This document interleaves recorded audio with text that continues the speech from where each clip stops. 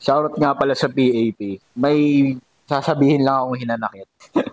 Hindi men, real talk naman kasi. Kumbaga, athlete din kasi nagsasuffer kapag yung bar nyo na ginagamit sa mismong sa mismong competition is madulas. 'Di ba? Nagigets ko ba yung point? Meron naman siguro kayong kilala or kayo mismo, meron kayong Eleiko bar or kahit hindi nga Eleiko basta IPF approved na bar na maayos-ayos. Pwede mo naman hindi pa gamit yun sa warm-up area. So, mismong platform lang naman. Sige, maintindihan ko na yung plates mahal. Kaya hindi makabili ng brand or something. Pero pinakamahalaga kasi dun, men. Okay na yung plates kahit kalawang-kalawang. Ang pinakamahalaga dun yung mismong bar. Sana naman, men. Kasi maraming mako-compromise na athlete, nadudulasan, nalalaglagan, etc. Di ba para din naman mag-improve yung sports na to, men. Sisisimulan talaga sa mismong competition, di ba? Para kasi nga paduda ako sa bar na gamit ngayon, no? Yung barbell, takot kang awakan, baka makita naman. Mismo. Okay, sige, sabihin natin, okay na yung kalawang. Hindi natin, di maiiwasan yung kalawang since tropical country nga tayo. Pero, yung matulis-tulis naman na Narling, baka naman, makukompromise talaga yung athlete Kawawa yung athlete. Sa totoo lang. Hindi presentable. Mismo. Wala, goods na yung plates na kahit kalawang. Wala nang paki dyan All goods lang yan Kasi sige, calibrated na yun. Ang pinaka-main kasi na importante sa powerlifting, yung bar. Kasi yun yung mismong hawakan mo. Opinion lang naman to ng isang powerlifter, Pilipino na powerlifter na sumasali sa federation ninyo. Para lang din naman sa kaka-improve ng federation. Hindi lang naman ako nagrereklamo, halos lahat na naglalaro nagrereklamo. Madulas yung bar. Well, totoo naman talaga. Puta, pag ginawakan mo parang mismo. Sa amin, ilang sunod na competition na laging feedback. Pag nagtatanong ako sa mga kilala kong powerlifter, ang dulas ng bar, mas makapit pa yung bar sa RPE, mas makapit pa yung bar sa gantong gym, sa ganyang gym.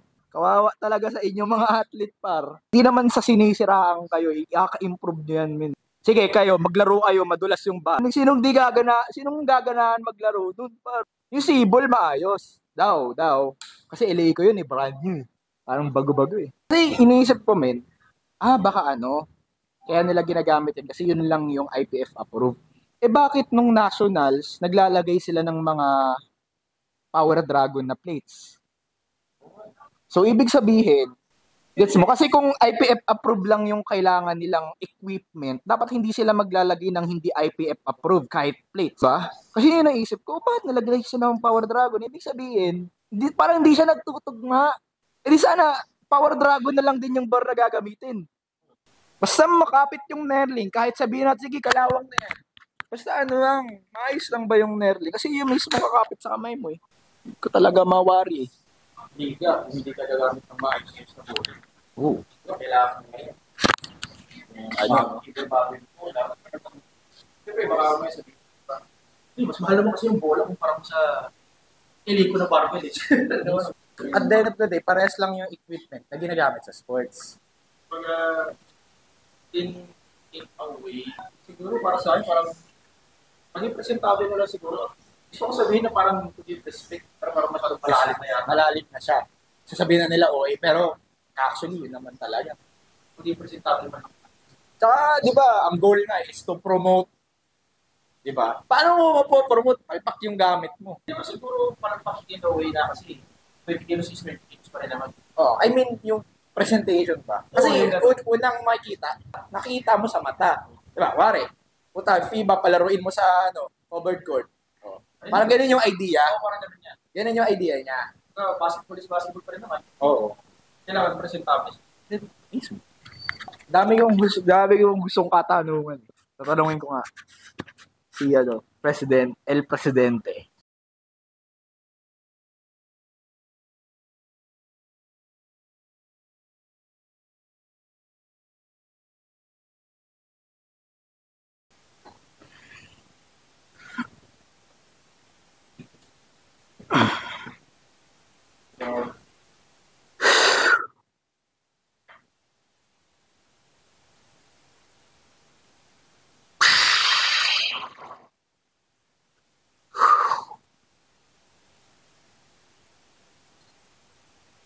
Nice! Fuck! RPE 9 yun. Panigurado. Tumunog yung tuhod mo Thank you. Plano ko pa nga sana mag 180. 175 na to. All good na yun. Let's go.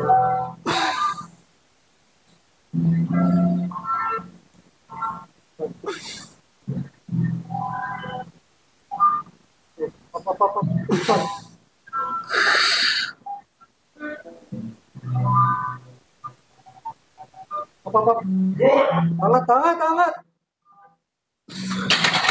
Panas yun ah. Ready yan. Tapos na kami. Alis na tayo. Wait lang, kain lang kami. All I am is a man. I want the world in my hands. I hate the beach, but I stand in California with my toes in the sand. Use the sleeves of my sweater. Let's have an adventure. Head in the clouds, but my gravity's centered. Touch my neck and I'll touch yours. You and those little high-waisted shorts. Oh.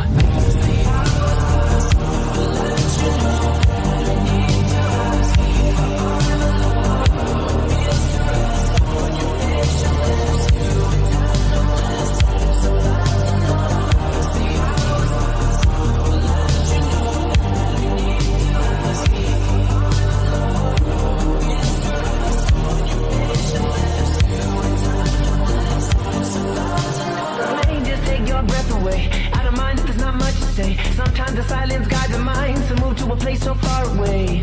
The goosebumps start to raise the minute that my left hand meets your waist. And then I watch your face, put my finger on your tongue cause you love the taste, yeah. These hearts adore everyone the other beats hard is for. Inside this place is warm, outside it starts to pour. Coming down, one love, two mouths, one love, one house. So, ayun na nga, mga chong, kumusta? Today's post competition ng PAP. Actually, may last competition kahapon. Yung mga big boys, di na ako nakapunta. Saturday and Sunday. November 4 and 5, kami nandoon.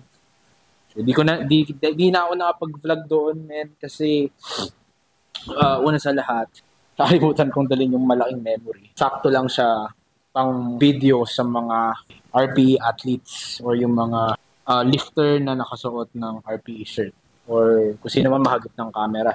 First time ko mag-handle actually na lifter. Siguro, yung Saturday, ang hinandle ko isa sa umaga, isa sa hapon. Tapos syempre, hindi lang pag-handle. Nag-hype din ako ng mga tropa nating lifter doon na lumaro. Then on Sunday, meron ako isa sa umaga, dalawa sa hapon. So a total of 5 lifter yung hinandle ko. So 3 doon is yung athlete ko, which is yung tinuturuan ko nga. So successful naman to summarize yung meet ng 3 athlete ko. Goods naman, wala naman na bomb out, awa ng Diyos. So lahat yung 3 yun, novice lifter. So ibig sabihin, first time lang nila compete, mapa, equipment, or raw. Good job sa inyo, Sian, Alfred, Stephen, shoutout sa inyo. Ano yun 66, 74, at saka 83. Proud of you. Nakakapagod pala mag-handle ng. Akala ko, masabit-sabit lang, hindi pala, boy. Siyempre, kailangan mo maging loader. Kailangan mo masikaso. Nakatayo ka magdamag. Siyempre, ang priority na nakaupo lagi, yung athlete, siyempre. Hindi mo na mapipigilan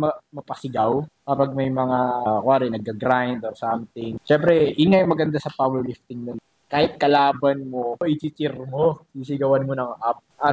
Siguro ito yung nagsiseparate sa ibang sports. Ibang sports, man, kapag lumaro na yung nila, syempre, ba't mo ba i-cheer yung kalaban?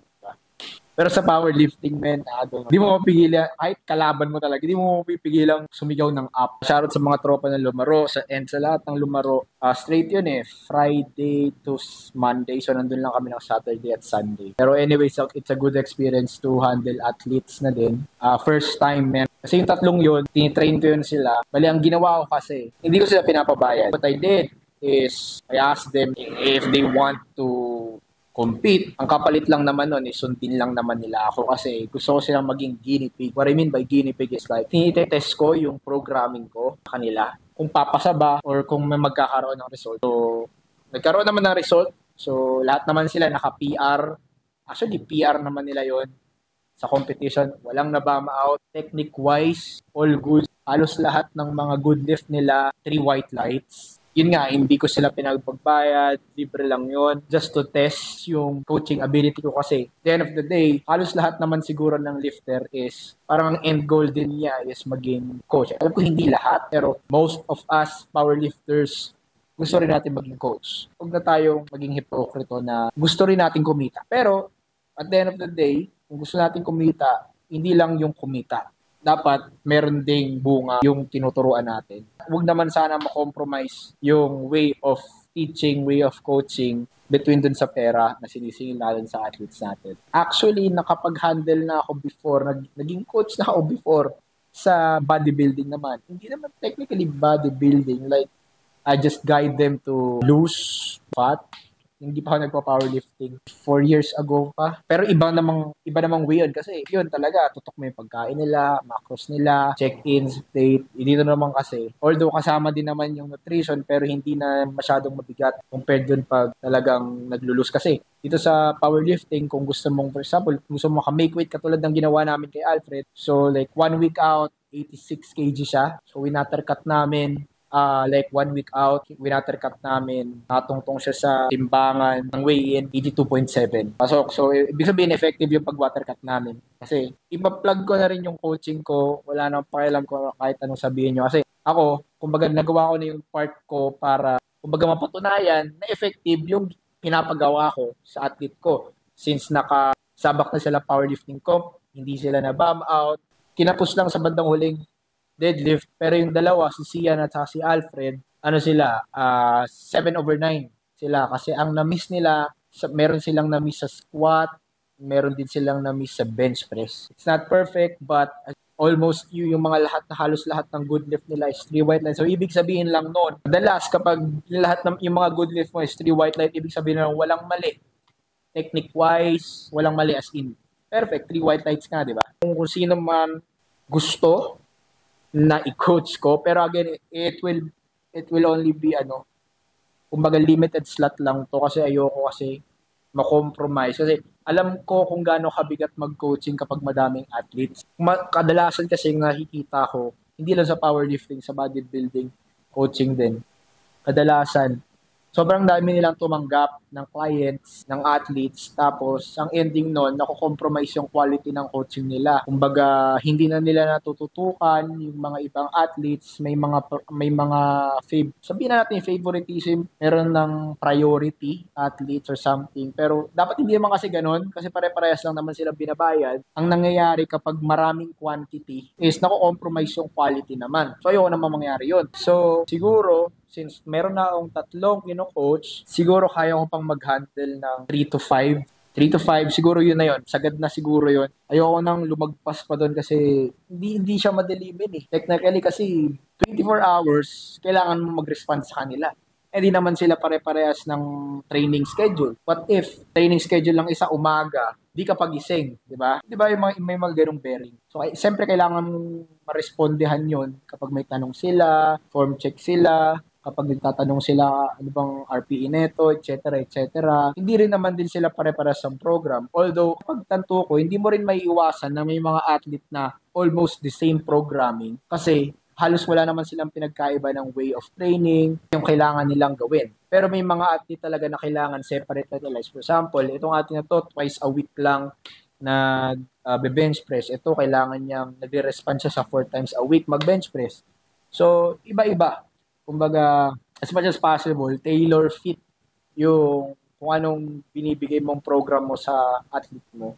Hindi lang yung copy-paste. Pero hindi rin may iwasan na, to be honest with you, hindi mo rin may iwasan ng mga copy-paste mo. Kasi at the end of the day, halos same lang naman sila ng goal eh. Iba't iba lang sila ng mga, for example, dito may SSB. Sa athlete na to, walang SSB, walang safety squat ba, di ba? So, doon na magpe-play yung iba't ibang variations ng exercise nila na hindi sila magkakaparehas. And also yung frequency din ng squat, bench, deadlift, etc. Pero ayoko na mag-dig deep doon. Pero ang pinapoint out ko lang is as much as possible siguro maging tailor fit yung programming ng each of the athlete din. And maiwasan din yung priority kang athlete, etc. Ganun. Kasi pare-paras lang naman silang binabayad. Anyway, sa dami ko sinabi pero yun nga, ipaplug ko na talaga kasi huwag na tayo maging hypocrite at the end of the day. It's isa din tong source of income. Diba? Pero ayoko lang kasi nung una kaya hindi talaga ako naningil dun sa tatlo kasi ayoko lang kasi maningil sa isang service na hindi pa subok. Diba? So, ang ginawa ko for almost a year din, yung isa 6 months, yung isa like more than a year na, yung isa more than 6 months. Kumbaga, na-apply ko at may bunga naman. So, ibig sabihin, effective. So, meron na akong, yun na yung pinaka-credential ko para maningil. Kasi dito naman sa atin, yung mga coach naman, wala naman kasing Ang meron lang dito, certification, etc. Hindi naman siya katulad ng, for example, accountant. Hindi ka naman pwedeng pumirma ng financial statement nang hindi ka board passer, hindi ka CPA.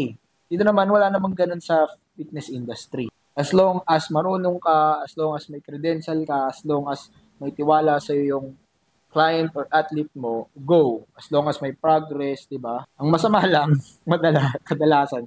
Alam ko hindi to sa powerlifting. Kasi, pag powerlifting kasi, like, madalas, marunong na. Kumbaga, hindi naman lahat Pero, bodybuilding side, medyo may pagka-bro science pa sila. So, maraming mga coach talaga na mulat naman na tayo, marami pa ring bro science na coaching, bodybuilding or fitness industry dito sa Pilipinas. Kahit naman siguro sa ibang bansa. Pero anyways, huwag natin i-tackle yun, bodybuilding na, powerlifting tayo. Kung gusto nyo mag-try, pa-coach, powerlifting specific, message nyo lang ako, i-DM nyo lang ako sa Instagram ko, or sa Facebook ko, or sa mismong page ng RPE para malaman nyo na rin yung rates, etc. kung ano bang gusto nyo tanungin sa akin. Or kung gusto nyo, punta kayo dito sa RPE para mapag-usap tayo. Open naman to 6 a.m. to 12 a.m. Mondays to Saturday kasi sa Sunday wala ako dito kaya nagko-close to ng maaga. So, i-message nyo lang ako kung interesado kayo. So, siguro naman meron akong credential para magturo kasi napalaro ko na yung mga athlete ko. Although hindi sila nag-coach kasi at the end of the day, powerlifting is a number game. So technically, pataasan ng number. So paano tumaas yung number mo? It takes time. Yung mga tinuturuan ko, like less than a year pa naman nagpa-powerlifting. So, pero ang pinakamataas na placing ng isa kong athlete si Stephen, which is 5th place siya out of more than 10 ata yun. So good job sa'yo. Yung athlete na yun talaga yung kumbaga may sobrang malakas ng potential ng taong yun. So gusto ko talaga siyang turuan kasi sobrang solid. Pero anyways, men, yun lang. Kung gusto nyong magpa-coach, training, etc., message nyo lang ako sa IG. So hindi lang online coaching to. Since may gym tayo, pwede kayong, like for example, kung training kayo dito na kayo mag-training. Good thing kung mas malapit kayo dito sa area ng RPE, San Jose del Monte, Bulacan. Actually, hindi naman talaga San Jose del Monte, Bulacan. Boundary siya ng North Caloocan, which is Bagong Silang. Malapit, hindi siya mismo Bulacan. Pag tinignan mo nga ito sa map, makita mo, Caloocan pa rin. Kasi bungad lang siya. Once pumasok ka ng gate, like 2 minutes, nandito ka na. Pero i-ping nyo lang sa Google Map nyo, rpe.ph. Makikita nyo na. Doorbell lang kayo. Message nyo kami kung magte-training kayo. Kasi itong gym na ito is not open sa public. Kasi as much as possible, kung magte-train dito is powerlifting kasi kapag wala kasing madalas tao dito, let's example ako, tuwing hapon na what if may mag-gym ng umaga, is walang alam sa powerlifting, etc. Diba? Paano mag-guide or something like, hindi safe, technically, kasi nga walang alam. So, as much as possible, yung mga nagtitraining dito is powerlifter talaga. But, don't get me wrong, kung gusto nyong like matuto, pwede naman kayong pumunta kung gusto yung matuto mag-powerlifting. Mas goods nga yun Kasi, nakaka-build tayo ng panibagong powerlifter. So, actually, mas goods yun. To set proper expectation, itong gym na to is a powerlifting gym. Kung bodybuilder kayo, kung marirecommend to kasi yung mga bodybuilding machines lang namin dito is lat, pull, dumbbells, leg extension and curls. Ganun lang. Yun lang talaga. Tapos the rest, talagang powerlifting equipment na. But anyways, marami akong sinasabi. DM nyo lang ako pag gusto nyo magpa-coach lang or pumunta kayo dito. Nga pala, binibenta namin yung cast iron namin. Ilalagay ko yung picture dito para di ko na i-move yung camera.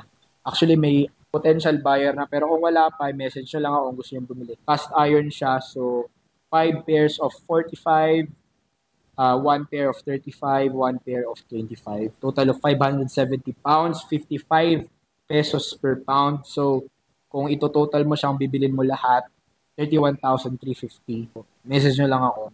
Reason why binibenta namin kasi hindi talaga siya nagagamit. Kasi tinest na namin. Pag may dumadayo dito or maraming nagtitrain dito, hindi talaga siya nagagamit as in. Kasi ang habulan talaga ng powerlifter is yung calibrated plates. Yun lang naman talaga.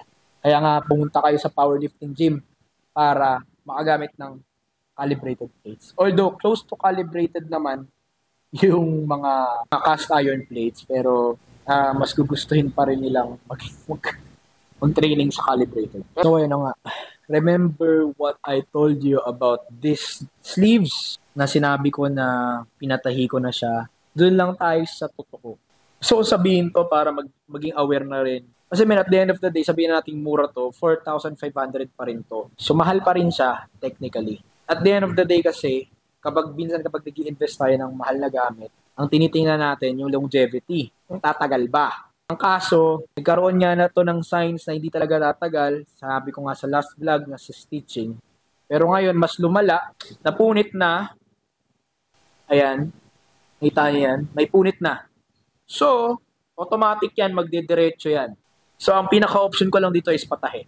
Buti na lang talaga, nabili ko lang to sa murang-murang halaga actually. Kung may plano kayong bumili, ito na, one more rep fitness. Hindi sinisiraan kayo. Pinuput ko lang yung sarili ko sa shoes ng bibili. At the end of the day, sabi ko nga, bumibili kayo din naman. Pag bumibili, kahit anong bagay na bibili natin ng mahal, kahit hindi mahal, tinitingnan natin kung tatagal ba. Kasi nga, binili nga natin, di ba? In-invest na, pera natin, nag-invest tayo doon. Ang kaso nga lang, ito, medyo pumalpak na sa longevity. So, wala pang isang buwan to, 6 pa nga lang, nagkaroon na ng sign na hindi talaga siya tatagal. Kasi ngayon, napunit pa na automatic yan, magtutuloy-tuloy yan. So, I highly recommend. Although, naghahanap kayo ng murang sleeves, ito talaga yung pinaka-option. Don't get me wrong, you can still buy this one. But, again, para sa akin, kung i-reset ko yung time, hindi ko na dapat binili.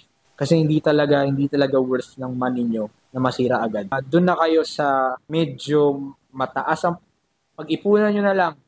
Kasi ang mangyayari kasi niyan, ganito. Nabili ko siya ng mura, nangyayari, nasira, paparepair ko, nag-add hanggang sa mag-agastos ako ng same price lang sa original price. So, tugi pa rin ako. Tapos, ang worst case scenario nito, bumili ako ng ganun. Inipon ko na lang yon. Tapos, bumili ako ng like Inzer or A7 na talagang tested naman na tumatagal. Mas goods pa. Mas worth pa ng money ko. Pero again, at the end of the day, your money, your decision. Pero, nagsasabi ako, para lang hindi masayang yung pag-spending nyo. Imagine mo, 4,500. A7 cost you 7,200. Do the math, 3K, roughly. Yun na lang yung iipunin nyo para makabili ng pang-longevity na sleeves. Reason ko naman kasi talaga kaya binili ito kasi, para sa akin, yung nasuot ko tong stiff sleeves, sobrang may dagdag tulong kasi talaga as in. Kung marunong kang gumamit nito, may tulong talaga. Added confidence, etc. Pero ang pinapoint ko dito, kung worth ba ng pera ninyo. Pero again, at the end of the day, pera nyo yan, kayo mag-decide kung ano yung bibilin nyo. Dito lang ako, nagsasabi lang ako para ma-prevent na magsisi kayo. Kasi marami akong kilala. Merong ganito. Hindi lang ako, Hindi lang ako. Ang dami kong kakilala. Tropa ng tropa ko. Mga tropa ko, mga kaibigan kong lifter na, nako, X talaga. X talaga siya. Sobrang X niya. Again, hindi ko sinisiraan tong One More Rep Fitness, pero yung mismong product talk itself na hindi talaga siya tumatagal. Alam ko ito lang naman, kasi yung mga One More Rep na sleeves, actually, may One More Rep sleeves ako dyan. Yung luma nila, nagagamit pa naman. Other than this product, yung mga singlet, goods yun, walang problema yun, tumatagal sila. Pero itong product lang ng One More Rep is palpak talaga. I don't know why, maybe sa material. Kasi imagine mo, yung stitching talaga nito na ewan ko. Feeling ko sa material din. Kasi, kung goods yung material, hindi talaga basta-basta mapupunit yung produkto. So, wala pang isang buwan, sira na. So, ano yung ibig sabihin nun, di ba? So, one more rep, please. Ayusin nyo yung paghanap ng manufacturer nyo. Kasi madadali kayo. As in. Pero anyways, hindi ko muna ito susuotin ngayon. Ito muna susuotin ko. Yung SBD. Kasi meron tayong max out this coming Saturday. Baka pag sinuot ko to ngayon, masisira na, di ba? Decision nyo pa rin kung bibili kayo o hindi. Pero I highly recommend. Pumunta na kayo dun sa brand na tried and tested for longevity para hindi masayang yung pera nyo. Yun lang, mag-warm up lang ako. Then meron tayong taper ng squat, bench, deadlift. Let's go!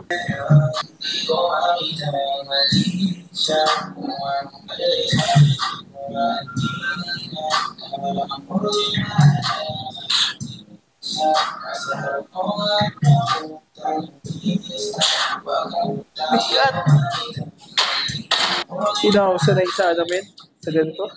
Parang hinahanap ng miss ko yung stiff. Inuwa na talaga sumabay sa mga bodybuilding exercise, Lalo na yung mga drop shit na yan.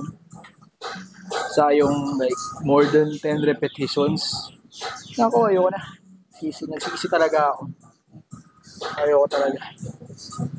Tagal lang DOMS. Pag nag-DOMS ako, awit. Alas di ko magalaw yung bicep.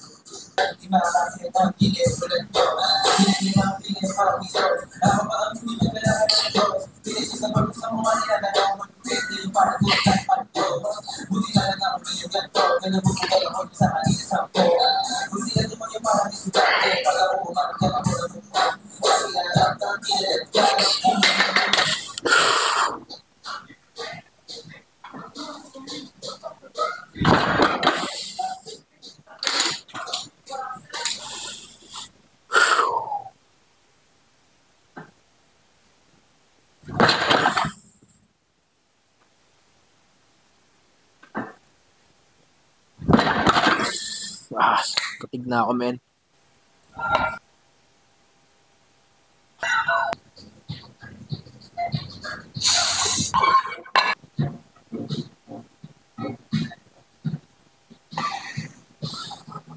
Nakomanda.